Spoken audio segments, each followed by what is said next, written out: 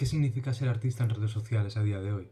Esta es una pregunta que me llevo planteando desde hace un tiempo y a la que le doy muchas vueltas porque como me dedico a la pintura, últimamente tienes que ir navegando, investigando muchísimo y tratando de encontrar los huecos y actualizando constantemente dentro de las redes para poder participar de ese ecosistema que va cambiando constantemente y que es imposible de entender porque nosotros vivimos en una realidad digital que tiene efectos en la otra realidad real tradicional, pero que no sabemos cómo funcionan en realidad las cosas que lo mueven, y los algoritmos sabemos cómo funcionan realmente, no tenemos un conocimiento de aquello que hace mover y que tiene efectos en nuestra realidad.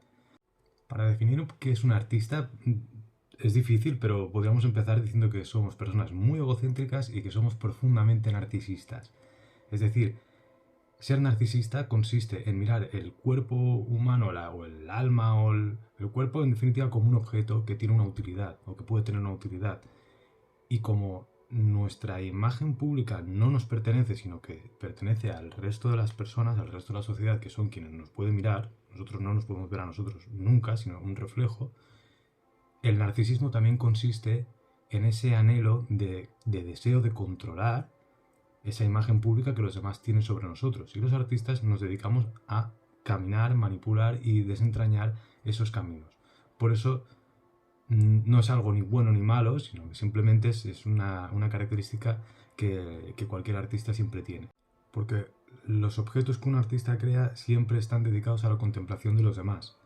Más allá de cualquier discurso romántico que alguien pueda tener diciendo, no, es que este artista veía las cosas diferentes, porque ve las cosas azules y las pinta así, no, porque es un genio, no porque tanto. Eso es mentira, eso es puta mierda. Al final, los artistas, personas que crean, presentan y crean una aura alrededor de su figura, que es lo que venden a día de hoy, tanto en redes sociales como en la sociedad del espectáculo en general. Se crea una aura, se venden unas imágenes y se presentan. La calidad del artista es su capacidad para crear un marco alrededor de aquella obra, no la obra en sí. Es su capacidad de generar ese espectáculo, de presentar las cosas de forma diferente, no de hacer las cosas de forma diferente, sino de crear ese escenario. Esas son las cualidades que siempre han destacado la viabilidad o la visibilidad del artista, que acaba teniendo como una especie de éxito dentro de cada contexto, ¿no? Evidentemente, porque siempre va cambiando. Y por eso a día de hoy todo el mundo se ha convertido en una especie de artista, de performer, de un ready-made, a la manera que decía Joseph Beuys, de todo el mundo es artista. Se ha hecho realidad. Y los 15 segundos de gloria no, 15 minutos de gloria de Warhol, todo esto parece que se ha consumado esa teoría, ¿no? Entonces, las personas que crean contenido generan una aura alrededor suyo, generan unas imágenes, y a través de ese espectáculo que se monta, se trata de influir y de controlar la imagen pública hacia los demás. Que eso también tiene que ver con el narcisismo y con la permanencia de ese narcisismo en la sociedad contemporánea. Y curiosamente, donde mejor se ve esto no es en el propio arte, sino que es en la literatura contemporánea, donde las nuevas voces que van emergiendo tienen mayor éxito cuanto mejor presentada es su imagen en público, cuanto más espectacular o más concreto e identitario es su perfil, y sin importar el texto que haya detrás en muchas ocasiones. Y esto, de nuevo, no lo estoy juzgando como negativo o positivo, ni lo estoy valorando, sino que es algo que influye. Al final, en la historia del arte no hemos visto las mejores obras que se generaban en ese momento, sino las obras que han sido seleccionadas por las capas de poder, lo que la iglesia quería, lo que luego otros historiadores han inventado que querían escribir y dejar ahí puesto como un relato. Entonces no debemos valorar como, no, es que qué mierda, ¿no? Eso es el texto tal, mejor que... No, al final siempre ha sido algo que no era justo. Una de las características más importantes del arte es que siempre contesta a lo anterior. Si hay una época muy marcada por el clasicismo, la figuración, la pintura de entrenamiento, de academia, de muchas horas de herramienta para intentar lograr una representación visual mimética, la siguiente generación fuerte o dominante que conteste aquello intentará hacer un arte totalmente primitivo, naif, que no tenga nada que ver con aquello, que rompa todo eso y que sea, vamos, un garabato. Que eso son, en parte, la esencia de las vanguardias. Otro ejemplo más claro aún, en el Renacimiento, parte del auge de la estética del Renacimiento viene porque en el siglo XV se recuperan o se encuentran restos de la antigua Grecia, se recuperan textos, nuevas traducciones que vienen de de la parte árabe musulmana, y entonces se vuelve a crear una admiración por aquel mundo grecolatino que había sido un poco olvidado durante la Edad Media. Olvidado entre comillas porque siempre ha perdurado el platonismo a lo largo del catolicismo, pero eso es otro tema.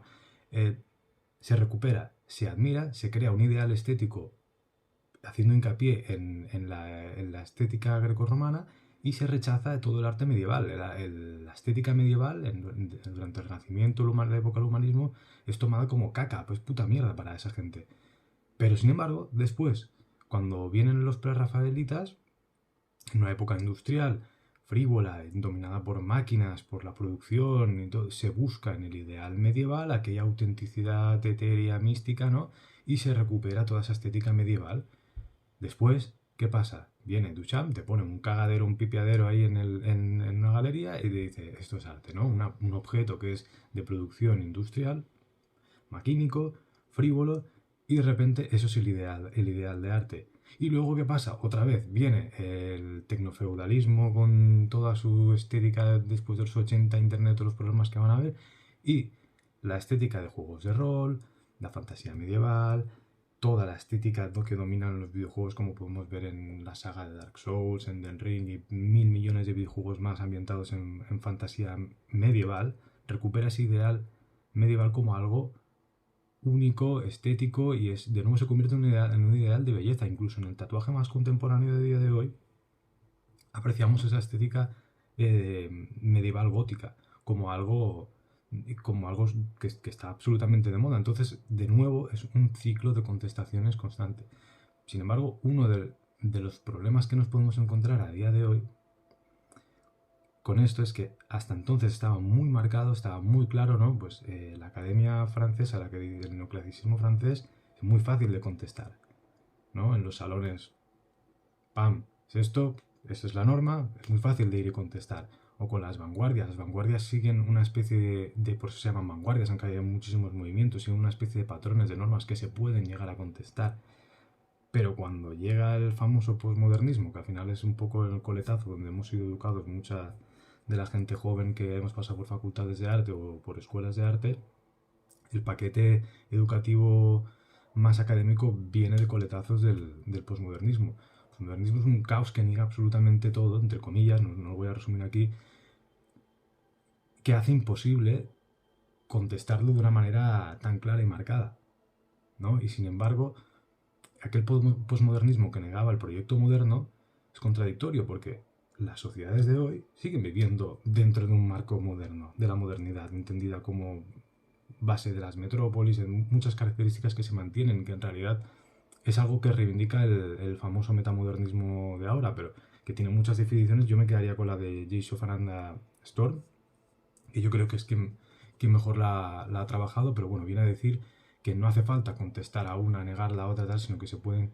coger características de una, de otra, y aplicarlas al mundo actual, y no tener que hacer siempre una especie de dialéctica de oposición, porque el mundo actual no acaba de funcionar así. Y es evidente que esto también sale en el libro del mundo imagen de José Jiménez, un teórico español muy bueno que recomiendo.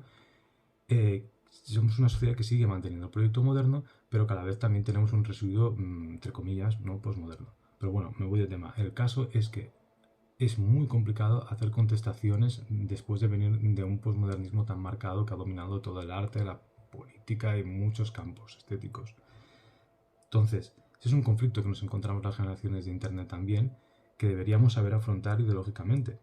Porque lo que acaba pasando es que los artistas se han convertido en una especie de representantes políticos de identidades o de posiciones muy marcadas que se van contraponiendo entre sí para hacerse virales o para generar un debate que alimenta los algoritmos. Y aquí entramos en qué quieren los algoritmos, o en qué se han convertido esas plataformas digitales donde se alberga el arte. Hablo del algoritmo como una entidad abstracta conceptual. Evidentemente el algoritmo está creado por personas para una plataforma, una empresa, una corporación que busca un resultado muy eficiente y al cual a veces le trae al pairo las cuestiones humanistas o culturales de la sociedad, sino que busca un resultado, un fin, y el fin es convertir todo ese universo en una maquinaria publicitaria perfecta. donde la rueda no sigue de parar. Y esto es un progresismo constante que a veces se vuelve paradójico, ¿no? Porque a veces entendemos que el progresismo ideológico político es algo positivo, porque sí, y en muchas ocasiones simplemente es una maquinaria que está al servicio de la producción y el consumo constante, en una rueda de hámster que no para de rodar. Pero bueno, esto es otro tema más complejo de tratar. Al final, los artistas se han convertido en pequeñas empresas que producen un contenido y una imagen sobre la cual creen que tienen control, pero que en realidad hemos perdido el control de nuestra propia imagen. Porque nosotros hemos acabado al servicio de lo que busca la eficiencia del algoritmo, que eso luego lo convierte en viral y a través de esa viralidad obtiene unos beneficios mediante la publicidad. Pero para obtener esa visibilidad que nosotros anhelamos, acabamos trabajando mediante los mecanismos de la propia publicidad. Entonces es como una especie de imperio del marketing, por todas partes. Nosotros queremos ser visibles como artistas, porque ya lo hemos dicho, somos seres narcisistas que queremos influir en las ideas de la sociedad, que queremos influir en los objetos y la visión que se tiene de ellos o de las personas, convertidas en objetos al final. Y en ese ecosistema se hace muy complicado generar ideas distintas a lo que es eficiente para un algoritmo. Entonces, esto es paradójico, y aquí es donde está un poco la chicha de mi caso personal, que es que yo considero que pertenezco a una generación que aprovechó Instagram cuando estaba en pañales y aquello parecía como una especie de pacto de la mafia en el cual, toma, yo te doy y no te dicen lo que luego te van a cobrar, ¿no? Porque era abierto, la publicidad no existía y tal. Entonces, una generación de artistas, de las cuales me incluyo, yo he hablado con otras compañeras y otros compañeros y estamos de acuerdo en que utilizamos esa plataforma digital como un ecosistema, un entorno donde podíamos contestar e ir a la contra del sistema de galerías y museos tradicionales que encima en España estaban muy a la contra de la pintura como tal. Porque esto es otro tema, pero en España ha habido una tradición desde los años 70-80 donde el arte conceptual ha sido muy dominante. ¿Por qué? Porque habían instituciones bastante fuertes, a diferencia del mercado ultra mega neoliberal americano y otros núcleos artísticos. En España la institución cultural en época de bonanza ha tenido mucha soltura. Entonces, ¿qué pasa? Cuando el Estado da y hay como una buena red cultural artística con buen mecenazgo por parte del Estado, los artistas nos podemos poner a hacer pues arte conceptual que no da dinero, porque alguien está pagando aquello, alguien está pagando la conservación de esas obras y la producción de esas obras. Entonces la pintura aquí no entraba tanto, porque la pintura siempre ha sido el objeto enrollable que se puede transportar de aquí a allá y que es la mercancía perfecta, porque el arte es una mercancía. Si se entiende el arte como una mercancía dentro de un sistema económico, se entienden muchas más cosas que si tratas de leerte historia del arte, que son cuentecitos para no dormir. Y todo esto venía a cuento de, en ese momento en el cual muchos artistas y muchas artistas utilizamos las plataformas digitales como un medio para contestar al sistema tradicional del arte, fue unos pocos años o algo que fue, entre comillas, bonito, beneficioso para esa generación de artistas, siempre al servicio de la economía y del mercado del capital, porque el objetivo final era poder saltarte esas enquistadas plataformas tradicionales para poder tú vender directamente a otros coleccionistas o incluso colocar en galerías nuevas que también se iban aprovechando de ese ecosistema digital, y donde se parecía que hay algo nuevo que se está moviendo. ¿Para qué? Para que al final todo aquello que parecía tan bonito, poco a poco se haya ido solapando capa tras capa y se haya consolidado un sistema de plataformas de 4 corporaciones que parece sacado de una novela cyberpunk y de los 80, y aquello sea al final una especie de dictadura del algoritmo, que es lo que vemos ahora. Tú abres Instagram hoy en día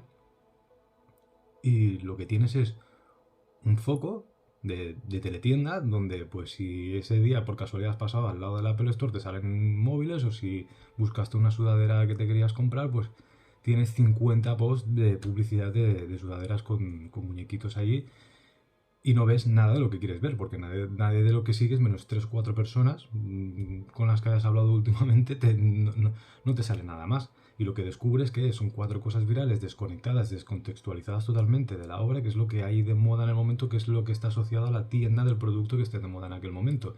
Entonces, está roto aquello, porque encima todas las galerías del sistema tradicional se dieron cuenta de que con su músculo económico y su músculo de influencia podían influir también en ese ecosistema digital. Se acapararon las tiendas, las tiendecitas, los puestecitos digitales allí y de nuevo volvieron a controlar el sistema tradicional de galerías, museos privados norteamericanos, que es lo que están imponiendo aquí también y todo. Entonces al final es como todo aquel proyecto que parecía que iba a ir a alguna parte se ha quedado en nada, no, se ha quedado en algo totalmente peor, porque la alternativa a estas plataformas digitales, estos ecosistemas nuevos, ¿qué sería? TikTok. ¿Qué es TikTok? Si no es un algoritmo muy marcado, una especie de juegos del hambre que dice, tú sí, tú no, tú sí, tú sí, tú tal, sin importar el contenido que se crea ni nada. Luego Instagram intenta emular a TikTok y ahí tenemos otra desgracia también. Y hablo en negativo porque en este caso, en comparación con lo que se podía hacer con esa plataforma digital, dentro siempre sabiendo el contexto en el que habitamos, era un poco más libre, entendiendo la libertad como el control de lo que tú puedes llegar a hacer dentro de tu posición, a lo que hay hoy. Y TikTok es una plataforma que es nefasta para esto, porque sí, si cumples unos patrones muy marcados, tienes muy claro lo que quiere en ese momento el algoritmo, pues puedes llegar a tener una especie de éxito viral momentáneo que luego será solapado por otra persona y al cual tu figura, tu identidad no importa, no se asocia muchas veces. Entonces es como ya estás definitivamente instaurando un sistema de esclavitud donde el artista simplemente produce o le da una bolita de carbón a la gran maquinaria que necesita seguir rodando para vender sus cosas con las grandes plataformas alrededor y todo un sistema político cerrando bandas alrededor de ese mundo que se basa en la publicidad absoluta. Entonces, ¿esto a qué viene? Si tú tienes una obra que busque cuestionarse a sí misma, buscar alternativas, caminos nuevos y no puede ser encasillada como un producto y ya está, tanto en lo estético como en lo formal como en lo ideológico, ya te encuentras que no tienes posición donde mover o ubicar aquello, porque si eres fotógrafo en blanco y negro, haces fotografías en blanco y negro y ya está, y la gente que te sigue consume tus fotografías en blanco y negro. Si pintas cuadros con colores saturados, ni se te ocurra ponerte a pintar al carboncillo al día siguiente, porque lo más probable es que pinches, porque esa audiencia no está buscando. Se han creado unas burbujas, los famosos filtros burbujas, donde el propio consumidor de Internet es igual de narcisista que el propio artista que produce, porque el consumidor busca el propio reflejo de sus anhelos inconscientes, que eso está filtrado por el algoritmo, ¿sabes? Es decir, un día fui con unos amigos a ver un partido de fútbol, aunque no me gusta el fútbol, y al día siguiente empieza aquello a rodar a través del fútbol, y como te gusta el fútbol, imagínate aquello, o sea, es una bola constante. Pues lo mismo sucede con el arte y con las producciones que hacen los artistas. Una de las cosas más bonitas del arte es su capacidad de conectar cosas totalmente distintas. Entonces, que un artista conecte una filosofía nueva contemporánea, como puede ser el realismo, materialismo especulativo, con su obra, pero no, sin pajas mentales conceptuales de esto de como el arte conceptual que pasaba, que el artista intentaba sustituir al filósofo, y eso tampoco es, al final. Eso es muy pretencioso, pero simplemente es como esa capacidad de conexión, o sea, del propio fútbol que hablamos, conectarlo con el arte de alguna manera. No sé, se antoja muy difícil porque los propios consumidores tienen las dos orejeras puestas en las dos viseras así como los burritos y no tienen acceso a ello, no hay una manera de canalizarlo y eso condiciona a quien está creando, a las personas que son artistas les condiciona, porque para tener visibilidad, para tener sustento económico o éxito como quieras llamarlo, necesitas cumplir lo que el algoritmo está deseando, lo que la gran plataforma necesita para su utilidad. Entonces, de alguna manera, el arte que se está creando actualmente viene ya dado desde el futuro, como quien dice, por la necesidad en ese momento de lo que se necesita vender o lo que se quiere promover. Y esto, joder, esto no puede ser positivo. Sin embargo, si lo analizamos más profundamente, esto tampoco es algo extraño, porque el arte siempre ha estado asociado al poder, a la élite y a las capas jerárquicas más altas, ¿no? Que han querido buscar una estética o dominar lo que se considera bello en su momento, y por eso el arte barroco medieval está asociado a la iglesia, o el arte flamenco de la nueva burguesía flamenca en el siglo XV y XVI está asociado pues a las nuevas clases que querían, en vez de un Cristo, pues un bodegón con mucho oro para que la gente supiese que eran nuevos ricos. O yo qué sé, pues el famoso caso norteamericano del expresionismo abstracto contra el constructivismo ruso, etcétera. Entonces siempre ha estado asociado al poder y a la política. Entonces, ¿quién tiene el poder en la sociedad actual? Las grandes plataformas. ¿A quién está el de servicio del arte? Pues a las grandes plataformas. Si quieren vender monigotes de colores, los artistas deben pintar monigotes de colores. Y esto, claro, ¿qué pasa? Que es mucho más complejo analizar un mundo globalizado con unas plataformas, con una tecnología muy compleja que, como he dicho, no acabamos de comprender la gente de a pie de calle. Si alguien es informático, ingeniero o lo que sea, pues yo qué sé, igual lo entiende mejor. Yo no. Es mucho más difícil de comprender y concretar. Pero no debería ser algo extraño. Esto también es un tema más complejo que requeriría más tiempo para analizar. Pero bueno, también es importante tenerlo en cuenta. Pero tampoco nadie quiere volver a esos ideales de diseñadores como teóricos como Alfred Luce o como el constructivismo representado en la figura más conocida que es Malevich, del cuadrado negro, cuadrado blanco, que al final buscaban una totalidad, romper con todos esos ideales del capital y decir, pues vamos a uniformar toda la estética de todo, vamos a volverlo lo más lisa posible para que la novedad, la producción, las modas, el consumo no estén asociados a ese ideal estético de arte. Pero nadie quiere vivir en un trozo de hormigón blanco donde todo el mundo está uniformado, aquello parece una película de ciencia ficción. A día de hoy creo que nadie quiere, claro. O sea, que no es algo que sea nuevo, que ya se ha intentado. Pero claro, el escenario cambia muchísimo. Y plantea nuevas cuestiones, que es lo que estoy tratando de compartir aquí al final, porque esto es algo que, de nuevo, comparto unas reflexiones que tengo desde hace tiempo, que me van viniendo, que le voy dando vueltas, pero que estoy seguro que hay mucha más gente que está analizando y que tiene ganas de debatir porque son los temas más interesantes para la gente que hacemos arte. De otra manera nos acabamos convirtiendo como una especie de productores constantes para alimentar pequeñas imágenes, pero claro, tú no puedes pintar en 2 años 700 cuadros que no vas a vender y te los vas merendando ahí solo para poder publicar una cosa cada día más, para poder estar ahí. Y si haces un refrito de cosas que pasadas y lo vuelves a publicar, la gente quiere novedades, entonces no sirve. Y al final te conviertes en un esclavo perfecto de un sistema de producción constante que no está teniendo en cuenta cómo funciona o los mecanismos que tiene el arte detrás. Con el añadido de que es un mundo totalmente basado en la imagen en el cual el texto, la palabra, o bueno, en este caso sí, la oralidad sirve, por eso estoy utilizando ahora como nueva herramienta para mí el YouTube, porque creo que es un momento muy óptimo para poder utilizar la oralidad en sustitución al texto o complementar aquella imagen que ha perdido potencia en otras redes sociales, donde ya no tiene casi visibilidad.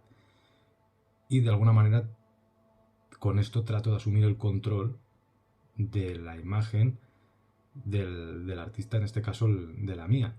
Porque luego, cuando pasa el tiempo, todo eso va quedando, pero falta un contexto que alguien viene a rellenar o que simplemente se olvida y se borra. Entonces, como, de nuevo, otra vez, ponerle más carbón a la maquinaria a ver si así consigues intervenir o interferir en algo o compartir, porque si no parece que todo vaya quedando como una especie de montaña de caca donde se van acumulando un montón de cosas y donde se diluye toda una especie de masa que alimenta a una especie de gran leviatán convertido en corporaciones digitales que hacen lo que les da la puta gana con la sociedad a día de hoy. Dime tú ahora si esto tiene sentido que existan historiadores del arte del día de mañana. ¿Qué van a hacer con todo ese residuo? ¿No? Porque los artistas, de nuevo, somos gente muy narcisista que quiere ser querida, amada ahora, ¿no? Pero también mañana. Quiere que le conserven, quiere que le cuiden las obras, quieren que permanezcan en museos, quiere que eso esté plasmado en documentos y que previva, ¿no? Hay una especie de deseo de eternidad en toda creación artística.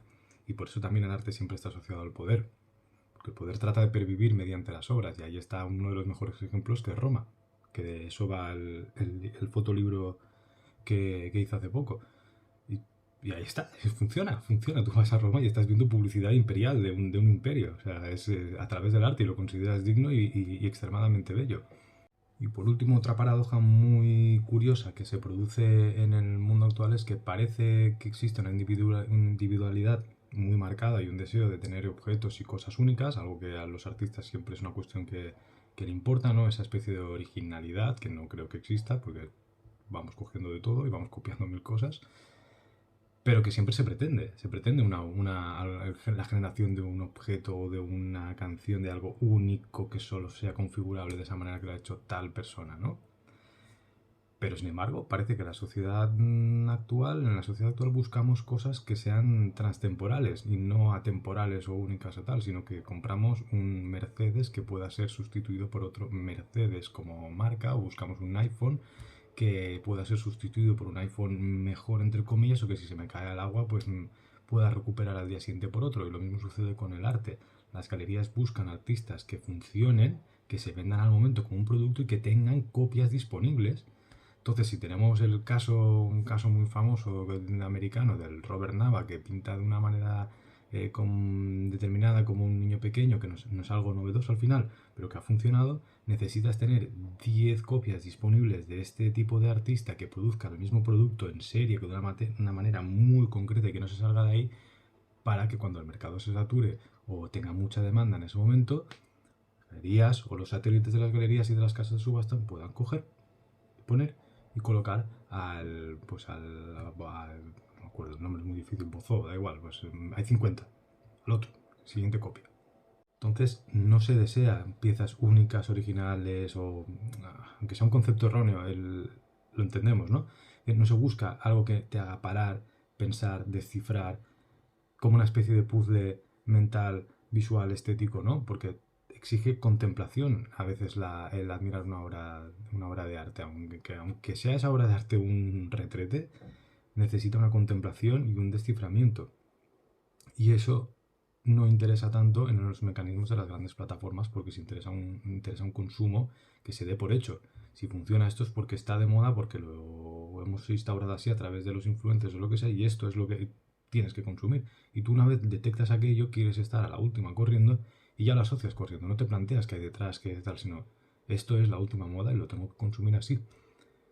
Y ya, no tiene más. Entonces eso es un deseo totalmente transtemporal, de poder ser sustituible. No tiene nada que ver con la idea de único, original y tal, que es algo curioso porque sin embargo se vende una especie de ideal de identidad única donde cada persona tiene que ser diferente y nos tatuamos, nos compramos vestidos coloridos y cosas diferentes para diferenciarnos de los demás, etc. Entonces, como conclusión, podríamos decir que nosotros queremos interferir en el mundo imagen que hay aquí detrás.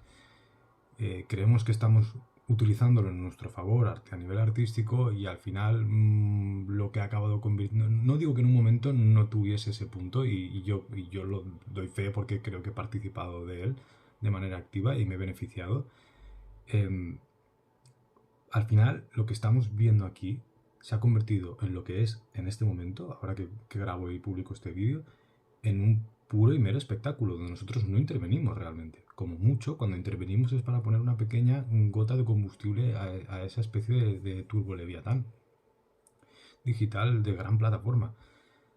Pero es un puro espectáculo que va pasando y que tiene un interés muy marcado y unos mecanismos muy, muy claros. Entonces es como que parece que la única alternativa que le ha quedado a la figura artística es coger una posición radicalmente opuesta a otra posición de éxito que tenga en las redes, tanto visual, estética como discursiva, y te agarras ahí como una paparra, una garrapata, te agarras ahí y contestas lo más radical que puedas. Y de repente, pues el algoritmo se excita y aquello tiene una especie de visibilidad y te conviertes en una especie de meme, de marioneta, pero creo que uno de los aspectos más interesantes del arte es esa especie de libertad de presentar las cosas de una manera diferente. Entonces, esto, a día de hoy, no es una manera diferente de presentar las cosas. Es normativo esa radicalidad. Y saltarse todos los circuitos que se imponen desde el algoritmo para poder ser visible es extremadamente complicado y complejo porque está todo muy bien atado, muy, muy bien atado. Así que delante de la pantalla en realidad no nos movemos, solo asistimos a ese gran espectáculo que ya desde el situacionismo y desde el mayo 68 se viene analizando y que a día de hoy parece que tiene una forma muy, muy clara. Pero bueno, todo esto como siempre son como planteamientos, son debates y no busco una posición u otra muy marcada, sino que busco plantear cuestiones y compartirlas con más gente que las puede tener. O incluso tratar de exponer situaciones que en otras plataformas digitales no tengo oportunidad de disponer que forman parte de mi trabajo también, porque no puede ser que, bueno, puede ser, sí puede ser, pero desde mi punto de vista personal no me parece lo más atractivo del arte que se haya convertido en una especie de eso, de producto publicitario que no se cuestiona absolutamente nada más, que simplemente camina y se deja llevar. No, una obligación de la gente que se dedica a la creación, da igual si es diseño, si es ilustración o si es arte, al final da igual la categoría o incluso si eres influencer y ya está. Da igual, es una forma de arte también, es el cuestionamiento o el aspecto conceptual o filosófico que hay detrás de toda esa práctica. Esa es una de las partes más interesantes, y no simplemente tu faena o tu función se puede sustituir por cualquier inteligencia artificial, ¿no? ¿Qué piensas?